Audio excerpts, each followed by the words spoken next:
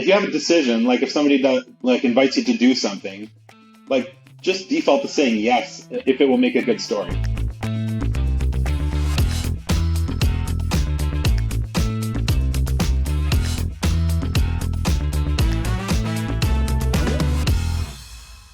You're listening to Audio Life. We're your hosts today, Carrie Purcell and Gafour Masood.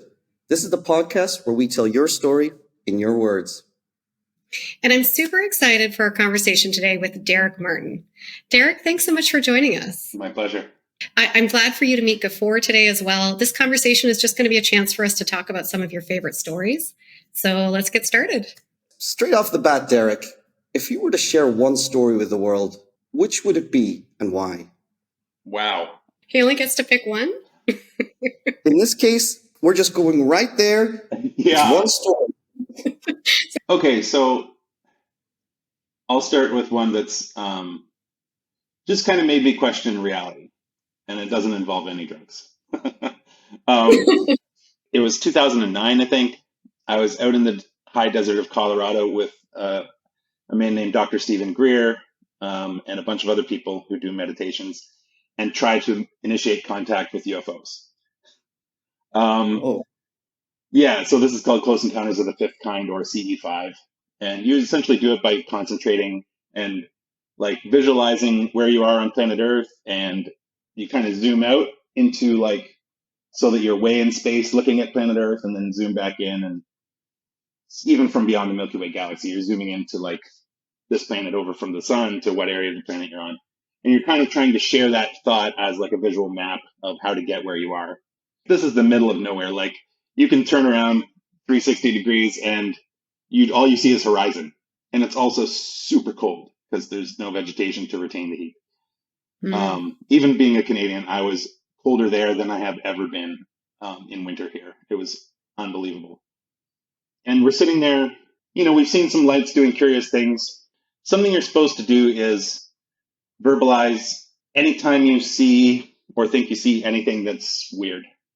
You know, consciously I had that in my mind, but it's pitch black. It's like 2:00 in the morning. There's not even any roads or lights or anything anywhere. And just for like a split second, I thought I saw the silhouette of a balcony with a silhouette of a person on the balcony about 12 feet off the ground. And it was so fast. I was like, now that had to be like somebody's flashlight hitting a cactus, causing a shot. Like, you know, your brain just goes, that's nothing. Like when you hear a creak in your house at night, you're like, you don't even think about it. 2 seconds later, this lady, 2 people down in the circle from me, just says, hey, I think we're inside like a partially materialized UFO right now because I see a balcony with a bunch of beings on it staring down at us. Mind blown. Mind was completely blown. It's like you just daydream something at work and your buddy goes, hey, did you just think about this? Like, what? No, you can't do that. So then I piped up and said, actually, I just saw that a second ago, but I thought it was my mind playing tricks on me.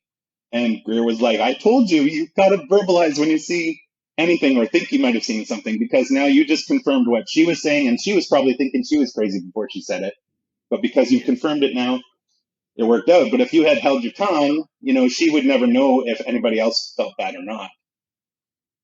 And so it was a moment for me where I was definitely like, I just had something that I thought was my imagination completely confirmed by somebody else virtually instantaneously. I'm still not fully sure what that means and what the implications are, but it definitely has something to do with the world we live in not being totally as it seems. And I think that's a common thread that runs through my life and a lot of my stories. Things look normal or seem normal, but if you just pull back the sheets a little bit, it's all of a sudden really weird. That's wild. I don't know, Gafour, if you want to pick up on that, or I can jump in. I'll be honest, I'm not sure if I'm ready to have received that story. I wish I never asked that question at the beginning. I'm having a little bit of an existential crisis and a little bit of a meltdown. I feel like there's so much there, and I have 100 follow-up questions. I'll ask maybe 2 of them. What experiences did you have that took you to that retreat? And also the woman who shared your vision, did you keep in touch with her? Did you talk to her about it? I think we exchanged a few email after that. And we did talk about it during the rest of that retreat. We were out there for 7 days, staying at Yeah. a little motel in the nearby town of Crestone. We chatted about the fact that no, really, you have to verbalize everything, no matter Yeah. how crazy you feel. I've always been interested in all kinds of paranormal, supernatural, weird, strange stuff, as far back as I can remember. I'll say on the like UFO front, um, we used to go to stay at a cottage on Lake Huron every summer, Mm. which we rented the cottage, but every year for like 40 years. Occasionally we would see weird lights in the sky that would like pull a right angle turn. And it's like, well, a Mm. satellite can't do right angle turns. And neither can planes if they're going fast enough, right? Otherwise the pilot gets smushed by G forces. Or we would see things that look like they're kind of floating on the water and then they just go straight up. So I was intrigued by that. One day my dad was driving home from the cottage. He up on the road ahead, there's a little town you have to drive through to get back to where my house was. So he was approaching that town and he saw a huge object above the road. So he kept driving forward because he's got to go down that road until he was like under this thing. So he pulled over and rolled down his window because it was like a crank window and Yeah. just looked out his window like, what the heck? And it was a huge black triangle about the size of a football field, completely silent, about 400 feet above his truck. And there was a light on each corner of the triangle. And like my dad is not into UFOs or anything. He was a Bell telephone technician. Like he literally worked on analog stuff and it was very handy, is very handy. Yeah. So there's in the middle of the triangle, there's a red glowing light, like an orb. And it detached from the triangle and started spiraling down towards his truck. And that's when he pretty much noped out and just said, nope, floored it and came home. But he came running in the house and was like, get the binoculars, get the telescope, like, get out here, get out in the yard. So we got this stuff and we went out in the yard. And we could see it like over the nearby town because it was big enough to see. About a minute or two later, 2 fighter jets came in to try and intercept this thing. And it just took off like in the blink of an eye, it was gone over the horizon.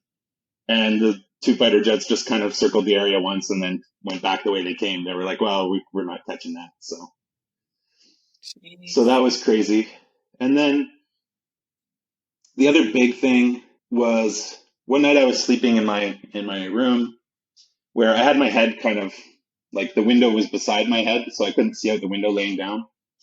But outside that window, there was the roof of our kitchen was kind of below my window, and then there's a huge maple tree, and then a barn and forest. And so there's nothing back there, no roads, no anything. And the huge maple tree blocked most of the view too. Anyway, I woke up in the middle of the night and my entire room was flooded in bright white light, like blinding white light. And I remember getting up and going to the window and opening the curtain or the blind and just looking at it. And I couldn't see anything out the window except bright white light. Um, Mm. and my nature is very curious. Even today, like if I see something, a weird light at night, I like turn down the side road to go follow it and see, like, wonder what that is, right? But this time I just remember thinking to myself, I should go back to sleep now. And I just turned and went and got back into my bed. Not long after that, I saw the cover of a book called Communion by Whitley Strieber, and it has the face of a gray alien on the front with the almond eyes and stuff. And I remember being completely terrified by that picture,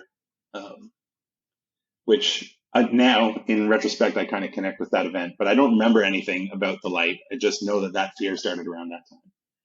And I didn't mention Interesting. this to my parents ever, but Yeah. I'm 46 now, and when I was 40, my wife and I were hanging out with my mom at the family cottage and just talking about stuff. And I was like, oh, one time when I was like sometime between 10 or maybe 13 years old, this happened. And my mom goes, that happened to your dad and me too. And I was like, what? And Ooh. she goes, yeah, your dad was walking down the hallway downstairs, and there's a window on the right side. And he said, like, Rebecca, come here, look at this. And she goes over, and they're both looking out the window, and there's just bright, blinding white light coming in the window. And then he turned to my mom and said, I think we should go to sleep now. And she goes, yep. And they just went straight upstairs and to sleep. And that was Wow. another one of those, like, what the heck? Yeah. That's so weird. What? Okay, so I was totally going to ask you if people thought it was just a dream, right? Mm-hmm. Like I had this experience. It's not the same, and apparently it's like it's medically a thing that can happen. So I had this experience where I woke up in bed and I heard my brother and dad come home, and I think they had been, it was late. They had been out at some hockey game or something. I heard them come home, but I realized, and I like tried to call out to them. I could, like, my door was open just this much. I could see the light. I could see movement. And when I would try to call out to them, I realized I couldn't speak. Mm-hmm. And then I realized I couldn't move. Mm-hmm. But I could hear everything they were saying, and I knew where they had been when, I didn't see the clock, but like roughly when they came in. And then whatever, I fell back asleep. And so I told people about it the next day, and everyone was like, "Well, you were dreaming." And I was like, "Well, like I wasn't. Like, what time did you come? You talked about this. You walked here. This is what happened." And they were like, "Yeah, but you were probably dreaming." Yeah. And much later in life, it was confirmed to me that there's like that people have experienced that. It's a medical thing. It's like your mind wakes up before your body does. Your body's still asleep. It's totally a thing. But the number of people that have told me like, "Oh, you're probably dreaming," and I'm like, I was not dreaming. Mm-hmm. Anyway, so that when you were telling that story, I was like, how many people were like, "You're dreaming"? I'm not saying you were, but Right. like, yeah, it's called sleep paralysis, the condition you experience. Yeah. And there is a lot of debate about that in the UFO ET community of like, were you just dreaming that aliens came into your room? And the people are like, I was conscious. This was a real, like, it felt so visceral, right? Yeah. And the sleep paralysis thing is definitely, it's real. You're awake. You just can't control your body, and it can be terrifying. Yeah. And I would assume that if there were beings in the room that you didn't recognize, it would be way more terrifying. What makes this really kind of mind blowing is, so I've had a few sleep paralysis experiences myself, and they're closely linked to, people talk about astral projection or out of body experiences and so on. But what makes this a real doozy is the fact that your parents had a very similar experience. And the thing that I can't quite get over is, go back to sleep. You're sleepy now. I must go back to sleep. And you mentioned earlier, you're a very inquisitive mind. When you see lights, you're very, you want to see it, you want to check something out if it's interesting. So that's very uncharacteristic of you, right? Very. Do you have any thoughts about that? Like, was it cognitive perception being changed, or do you have any ideas behind that? The only thing I could posit at the time was that there was some kind of hypnotic suggestion or some kind of mind control going on that may have been, maybe that could have been induced like just directly to the brain, or maybe the white light had some effect that caused something like that. But for the wording to be so specific between me and my parents, that's quite strange. Recently, I've heard that the military does have some technology where they can, and this sounds totally sci-fi and crazy, but they can make a voice in your head sound like your own voice and say whatever they want. They can make it sound like any voice, but so there could be a situation where you think you're talking to yourself, but it's actually someone else speaking to you inside your head with your own voice. I'm not saying it was the military doing it, because who am I? I was nobody just living in the country as a kid. But I'm saying if the military has that, then someone with more advanced technology, presumably, that's not a big deal for them. I think about the fact that I was and am nobody in this field a lot. It's like, why would this stuff happen to me? There's no, other than the fact that I'm open to it, there's not a real reason for that. There's a lot of anecdotal accounts of these kinds of things. And this is probably my first time, I'm not sure about Carrie's, hearing it directly. And, it just is mind blowing because it's very authentic. You have no reason to have, or, say these things, so have you or your parents, when you've experienced these things, have you tried to piece together the meaning behind it, why it might be, or you're just confused as I am right now? It's funny, sometimes weird things happen and like people don't talk about them at all. Or not because they don't necessarily want to, but for some reason it never occurs to them. Like I've heard about people encountering something spooky or scary and like they're so scared in the moment that they don't talk about it on the way home and they just end up never talking about it, right? And it's like, that's a very strange thing. Do they not want to think each other are crazy? Like, they were there at the same time. They had the same experience. Like, why wouldn't you want to talk about it unless there is some sort of weird subconscious suggestion, like, this isn't something you want to really talk about? I don't, it's very mysterious. So no, I haven't asked my parents if they know about the meaning.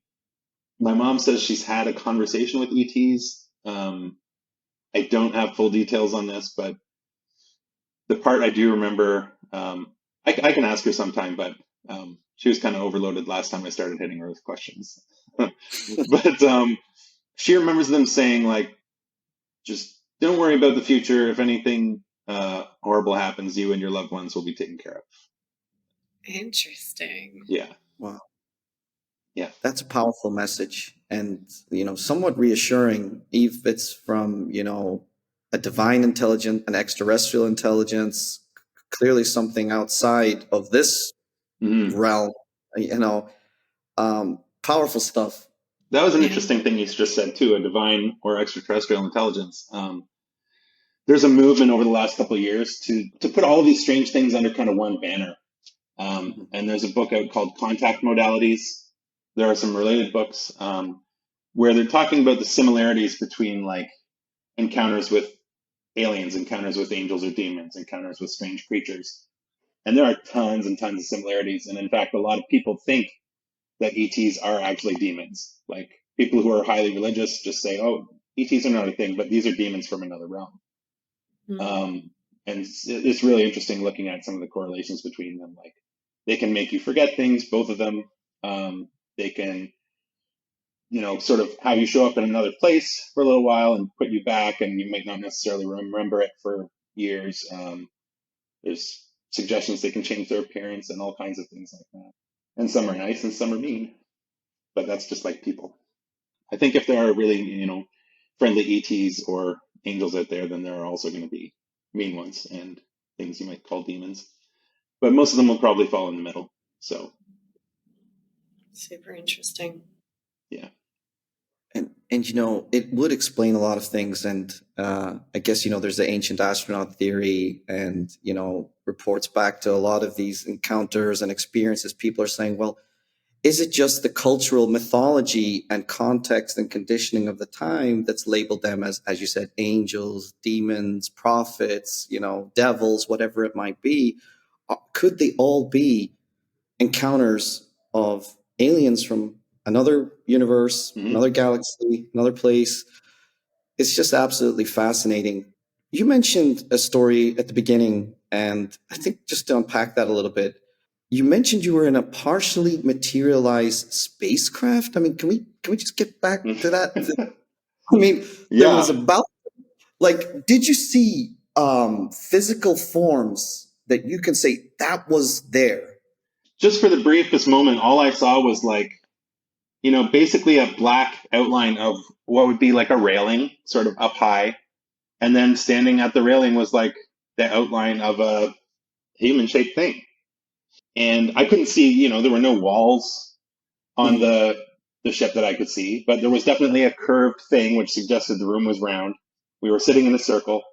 Prior to that, we had been trying to contact um, through various meditation methods, but also various people in the group had devices that could detect changes in electromagnetic frequency or radio frequency, stuff like that. And they had been going off like kind of like crazy before this happened. They weren't making noise while that situation was going on. That kind of suggests that something either electromagnetically or radio frequency wise had changed while I had that experience. I'll tell another. I actually have a second story from that same week about a partially materialized UFO, um, which Of course. what are the odds? But we went to sit on the side of a mountain, also to look for UFOs because you get a good vantage point from there. And it was by the Sand Dunes National Park in Colorado, and which looks like a desert. Like there's huge sand dunes that go on for miles, and you can't believe you're in, you know, North America in Colorado. But we got up there, like we drove up this road up the mountain, and there's kind of a parking lot partway up, and we thought, okay, it's a gravel parking lot. We'll just park our vehicles down here, and then set up a circle of our chairs and stuff in this gravel parking lot. And there was a waterfall nearby, and like very picturesque views, and a really steep drop off with no railing and stuff. So we got up there and set up, and this really, really thick fog came rolling in like out of nowhere. and it completely made it so that like you probably couldn't see your hand, this far in front of your face. But the fog did not come inside our circle. It stayed outside the circle perfectly. Like the ceiling was of fog, like kind of arched down, the walls arched down to the floor walls. And so this fog wasn't coming in the circle. And we're all like, this is weird. Like, this is pretty weird because we can't see outside the circle at all. And we heard footsteps walking on the gravel going around us. But someone checked and like there was nobody there. We had these green laser pointers, which the thing about a green laser pointer is you can see the whole beam. So like if we saw something in the sky, you could kind of draw where you see it, and other people could just look at your beam and say, "Oh yeah, that's where he's pointing. Like he sees a light right there." So somebody turned on their laser pointer, and it hit the ceiling of this fog dome, and it went. You could see the beam hit the ceiling and go down the wall to the ground. I mean, lasers are not supposed to bend, and No. everyone's just staring at it like, what in the heck is going on? That is the craziest thing ever. Most people didn't have cameras or whatever because this was like 1 year after the iPhone with a camera came out. And so I haven't really found any footage of it. But yeah, we're all looking at this green laser hitting the ceiling of this and curving down. Somebody else said, does anyone notice anything else? Or Dr. Greer said that. And we're all looking at each other and we're like, not really, but I think this is pretty weird enough, right? And then someone says, I can't hear anything. We're like, what? And everyone was quiet for a minute. We couldn't hear birds. We couldn't hear animals. We couldn't hear wind or trees. And we couldn't hear the waterfall that was like 100 or 200 meters away. Like it was dead silent in there. And I later found out this is called the Oz effect, when all the sound around you dies and it's just like nothing. And then after a few minutes, the fog rolled out, and about a half hour total. The fog rolled out, and we could hear the waterfall again, and all the sounds of everything were back. And we're just like, that was crazy. We're like, we don't know what that is, but maybe something was partially there. Not so much that we couldn't walk through it, but enough to keep fog and audio at bay.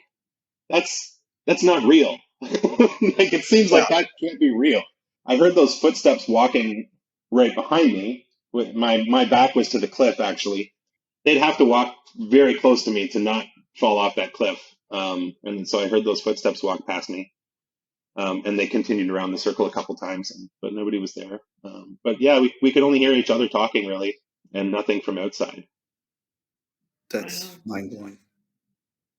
Dr. Stephen Greer is quite a controversial figure, but from your experience, it sounds like he's quite proficient, and maybe he's had countless of these encounters. Were you led to believe that this is something that regularly occurs at these meetings out in Colorado? Well, I'll first finish answering Carrie's prior question about how did I get there, and then I'll talk about that. So I was into UFOs and stuff because of all these experiences I'd had with the white light and the cottage and stuff like that. One time I was just Googling Dr. Greer. Oh, I went to see him speak at something in Toronto in 2001 where he was talking about the Disclosure Project that he had done right around the time of 9/11. And that kind of drowned it out in the news. But I went to see him speak at U of T, and I had somehow finagled a media pass. And I tried to get to him to ask some questions and stuff, but he kind of saw through my facade. And I didn't get to. It's like, nah, get out of here. So he's very standoffish, both on TV and in media events like that. Like he's super formal, very guarded, because he's had members of his team assaulted and attacked before, and he's had attempts on his life and stuff like that. So I was Googling him, and I saw he had this thing called the Ambassador to the Universe program, which is what it was called before it was called CE5 or Close Encounter of the Fifth Kind. So the idea was he would teach you how to be an ambassador for Earthlings towards extraterrestrial intelligence, but also for extraterrestrial intelligence towards Earthlings, like i.e. spreading the word that they're not actually evil and they want to have peaceful contact and stuff like that. Because in all of his years of initiating contact with them, he's never had anything bad happen through them. And I said, I got to go to one of these things. Like, I have to go become an ambassador to the universe it just sounds so cool. And so yeah, I applied and I paid the money that you have to pay to go, which it's not cheap. Yeah. But he basically put that fee in so that people who aren't serious about it don't go. There would be a lot of people who would be skeptical of something like that, and if you end up with jokers at a session like that, it's going to ruin it for everyone. So he made Yeah. it pricey so that only people serious about it would go. Yeah. And in person, he is super friendly, um, very spiritual, which he also doesn't show in his media experiences, Mm. and just a totally different person. And very willing to share everything he knows and everything that's going on. Before you were asking, like the idea was if it was common that other people had these experiences when they went out with him. Is Oh yeah, that was? I'm just yeah. curious because he's a fascinating figure. It divides a lot of people's opinions. Is he peddling something? There's money involved, and I'm just trying to get to the bottom of this. Look, I out of everybody wants there to be contact. I I love aliens. I would love for them to be here. I'm not sure if they are. Yeah. For the first time, we've got somebody here in our podcast that's been directly involved. He's had experiences with Dr. Greer, Yeah. and I'm just trying to get Derek's authentic take on that. And it would seem that he's not the only one. He mentioned another lady in that experience that also seen this kind of materialization of Yep. beings. Dr. Greer commented on each of those encounters. Do any of you guys notice the physics defying audio, the Oz effect, and all of this? So it would seem to me there's consistent and coherent events happening that he has been present with, and you were there, witnessed I that, was right? there, yeah. And we were trying, like, some of us were trying to figure out, like, is there any possible way he could be hoaxing this stuff? Because we saw Mhm. what we thought was like a satellite going from horizon to horizon directly over our group. And right when it got directly over us, it stopped at satellite height, stopped, right? And shone a blue light on our little sitting circle. Like, it didn't go outside the sitting circle, it just shone a light on us, and then it kept going. And we're like, what the heck is that? It's totally science, not a helicopter. Like, you couldn't hear anything. And we're just like, that's crazy. And then when that fog rolled out, we actually saw a UFO landed on the side of the mountain about a mile away, but it was only visible with fourth generation military night vision, which only one person had. Okay, like, maybe this fourth generation military night vision has like a pre-recorded thing on it. So it's Oh showing yeah. us this UFO on that side of the mountain, and like, he could convince us, that that's what's going on, because we couldn't confirm it with earlier generation night vision or with infrared or with binoculars or your eyes. Nothing else could see it, just this fourth general. Yeah. And then we're all looking at the screen of this little night vision, and he shines his green laser pointer over to where the UFO is on the mountain, and you see it in real time on this screen. So we're like, okay, that you can't fake that in real time, not in 2009, not without really expensive hardware and software to do some kind of compositing. Like, he's circling where the UFO is, and you see his laser at the exact same time on the screen going around the UFO. But when you look with your eyes, there's nothing there, and there's a little orange ball going between the UFO and the ground the whole time. It was Mm. like the classic saucer shape, but we'd have to get past the waterfall and the water there to get over to it, so we couldn't actually go over to it. And I was just mentioning, as far as the money goes, like, I think the money is there primarily as a barrier to jokers coming and like Yeah. just being like, ooh, UFOs, aliens, blah blah blah. I think in the last year he took Demi Lovato out, who's a famous singer, and she had encounters, and she's now like doing that as part of her kind of life mission, is promoting contact, and seeing what else she can find out. There were definitely people who have been there multiple times. He gives a pretty steep discount to like repeat customers, if you want to call it that. But it's more like you're part of the family at that point. Like, you've already bought into it and like you're fully invested. So Yeah. he already knows you're serious, so you don't have to pay that seriousness fee again.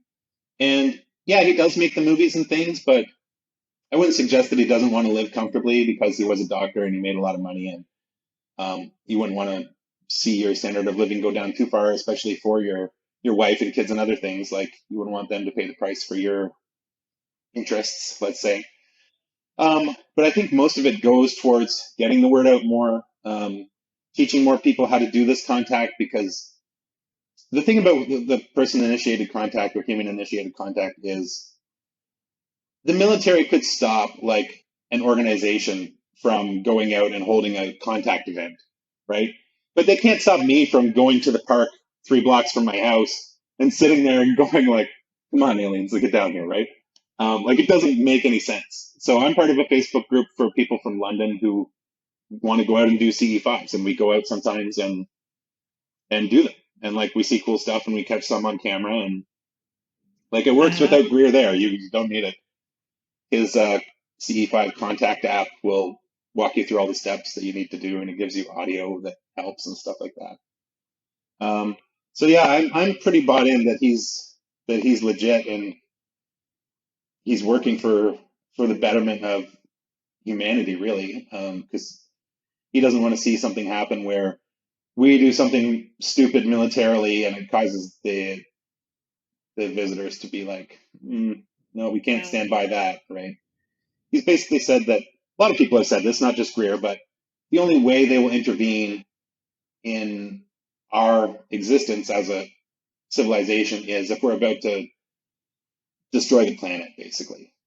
Like, if there's not going to be another opportunity for another generation to try and fix what's happened in the past, if we're about to nuke the whole world, they'll step in and just disable all the nukes and be like, no, try again. Like, but right up until that point, it's kind of on us, because just like parents with children, like you want them to learn on their own how to resolve these issues and how to grow. I like looking at it that way. It's like, they don't want to give us a handout. Like, we really need to figure this out at a societal level. Well, I'm gonna jump on that that kind of analogy to to teaching younger generations and ask you, is there a memory or a story that you share with younger generations that you hope they'll remember? My kids, I have a daughter, or 2 daughters. Claire is 7 and Abby is 5, and they have a lot of trouble going to sleep and sleeping because there's monsters, right? And my wife gets super upset with me because she's not into any of this. And she's like, girls, there are no monsters. And I'm like, well, kind of, but there kind of are, though. You're right. So it's a real kind of difficult situation when daddy believes in monsters and you're trying to get your kids to go to sleep. I'm just like, look, yeah, I've seen ghosts. I've seen, I think I've seen aliens. I've been near other things that are scary, I think.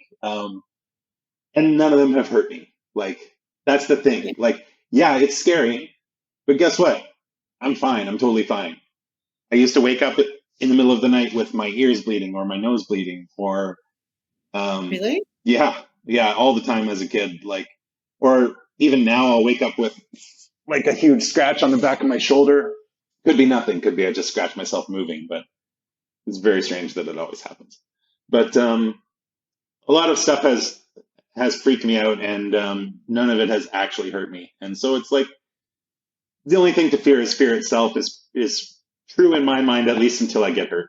But, wait, do you tell them that part? No, I don't mention that part, no. But I do teach them like visualizations, like, okay, monsters don't like light. So you can visualize like a golden light being around you, and that actually, like, in the world that you see, that's not a thing, but in your mind world, that light is real and it creates a protection bubble, and they can't get through it. Or for my one daughter who's really freaked out because she's supposedly seen some like shadow people come out of her heat vent and stand beside her bed, and they take her up into the heat vent. For her, I put a webcam in her room that's pointed at the heat vent. I'm like, monsters don't like to be on camera. Nice. So, and this camera has night vision, like it can see everything. They're not going to come. And she hasn't had a dream like that since I put the camera in there. I kind of try to teach them like coping strategies and ways of looking at the world, instead of just saying like, there are no monsters. I would like to keep their minds more open than just saying, that's not a thing. Mm-hmm. My wife says that's not a thing, and that's, fine. But I just say, if there are monsters, like knowing how to visualize a protection bubble is handy, or having a camera, or having, your rosary or whatever. Anything that makes you feel stronger or safer can help. Yeah. I love that. It sounds like you're providing a toolkit for your kids in order to deal with many of the things that they will inevitably face in life. And I'm just curious, and maybe it's a little bit more serious, but when you were growing up, do you recall a particularly challenging phase in your life and how you navigated it? Yeah, it wasn't good. Well, I was not good at it. So I got bullied a lot as far back as I can remember. I've always been like a bit overweight.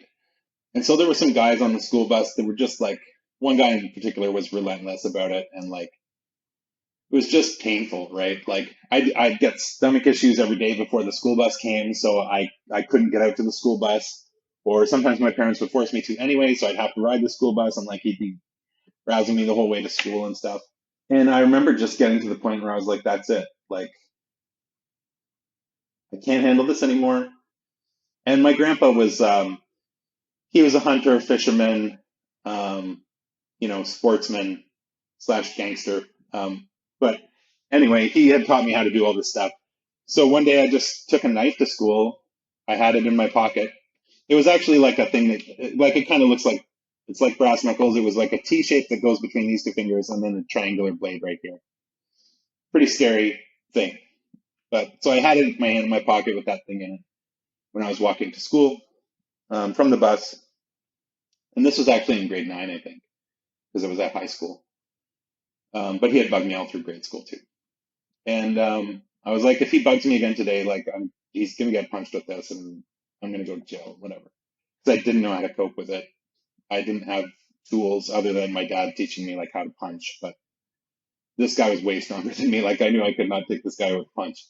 And it should have probably spoken with teachers or anybody really. But at this point in my life, like now, currently, I don't really believe in coincidences anymore. But at the time, I Mm. thought it was a coincidence. Yeah, I got to school and I was walking in with this thing, and there were police everywhere. And it turned out that this guy who bullies me had just put somebody's head through a glass door, Wow. and they arrested him and took him off and put him in juvenile hall and never saw him again. Oh my Yeah, gosh. What are the right? chances? I mean, it's really a synchronistic event. I mean, Like, you're driven to that point where you're prepared to bring a knife in. I mean, I can't imagine the suffering, and I just want to commend you for being courageous to share that intimate tale and how you navigated it. But when you said you don't believe in coincidences, I mean, what are the chances of that, yeah. right? What I believe it is, as opposed to a coincidence, is I was, I think, attracting the help that I needed. And it's like, if you're praying to God, you're just asking, please help me somehow. You don't know what form it's going to come in. And Mm. some people would say, oh, it's a miracle that, that this happened. And God works in mysterious ways. I don't talk about God so much. I think more in terms of like the universe, or sort of an all pervasive consciousness. And yeah, maybe it attracted those people to get into a confrontation before I got there, right?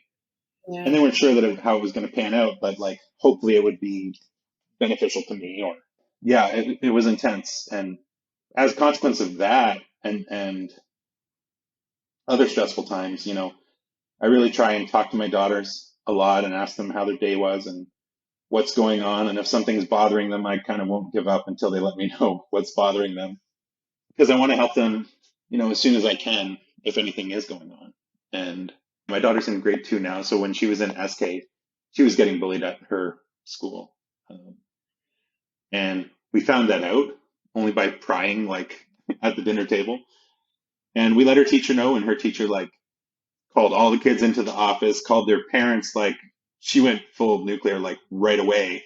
And it was resolved within like 12 hours. Like, it was amazing.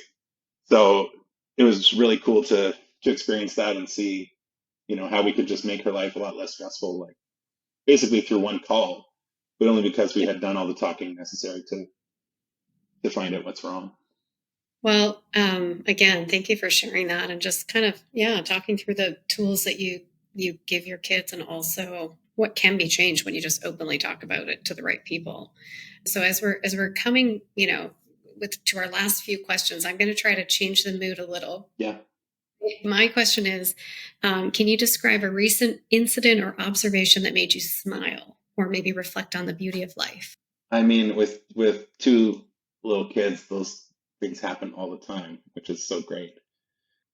I mean, we just got a kitten about a month ago, and so we've had an old cat for a long time. Like she's like 16, so long before my kids were born, and so I think she's been just basically in sleep mode, like for their whole lives. Like she's not an exciting cat to have, so they're just like, oh yeah, there's Sammy sleeping in the sun again, right?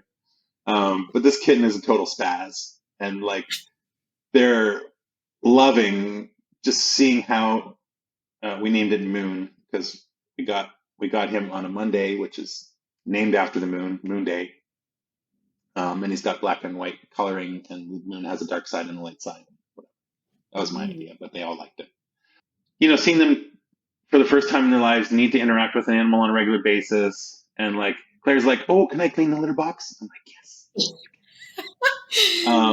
Or like they want to feed it, or they want to pet it, or have it sleep with them, or unfortunately he broke his paw like a week after we got him because we have a steel fire door that automatically closes, and he was just running and like saw the door closing and put his paws in to be like, I'm going to stop it from closing. And no, you're not. Like you're tiny and that door is very heavy. So it broke two bones in his paw, and he's got a cast on. So you hear him running through the house like click, click, click, click, click, click, click. It's like a pirate run, peg leg run. And it's hilarious. And like, it didn't slow him down one bit. Like he's still just loving it. Yeah. And yeah, so seeing them interact with that kitten every day is a gift for sure. Oh, that's awesome. And I love how resilient like young animals are. Yeah. It's a beautiful acceptance of whatever the moment brings, right? And I think humans, we can really learn a lot from something like that. It's really, we're going with the flow here. Peg leg, no peg leg. Yeah. Life is, and this is reality, and so I love that. Derek, just as we're concluding, you're a fascinating guy. You've had a wealth of stories here that, to be honest, each one needs days to unpack. So I have to ask this: is there a piece of advice that you'd give to our listeners, or perhaps a personal story, or something that you would like to share and leave us with? I'll say that going with the flow as opposed to trying to control everything has usually led to better outcomes in my life. I could give two quick examples. For one, my buddy decided to have his wedding as a destination wedding in Victoria, British Columbia in Canada. So I flew out there, and for his bachelor party, he's like, okay, let's meet by this breakfast place. We'll have breakfast, and then we'll figure out what to do. And we're like, sounds great, right? But so we had breakfast. We go outside. We're sitting on this bench. We're like, what are we going to do? What are we going to do? And this girl driving like a VW minibus, total like Victoria hippie, right? She pulls up and she's like, hey, you guys looking for something to do? We're like, yeah. She's like, I'm going out to the cliff diving at the potholes if you want to come.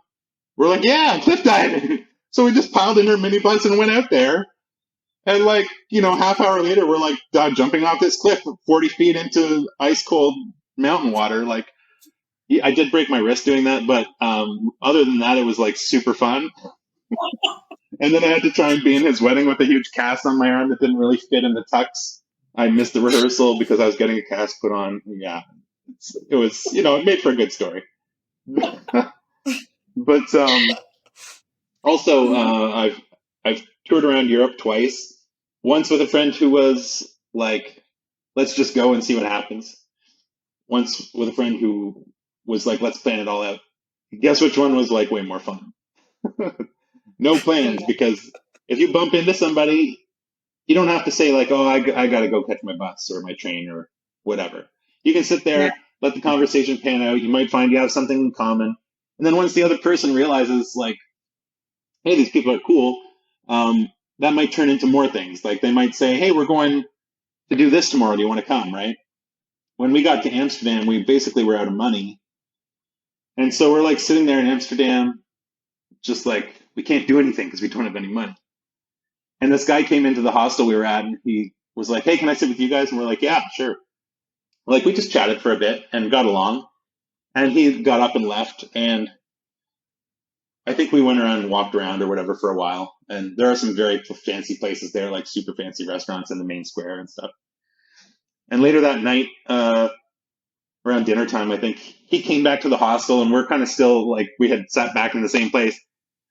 And he's like, you guys hungry? We're like, yeah, but we don't really have money for anything extravagant. He's like, I'm buying. Like, let's go.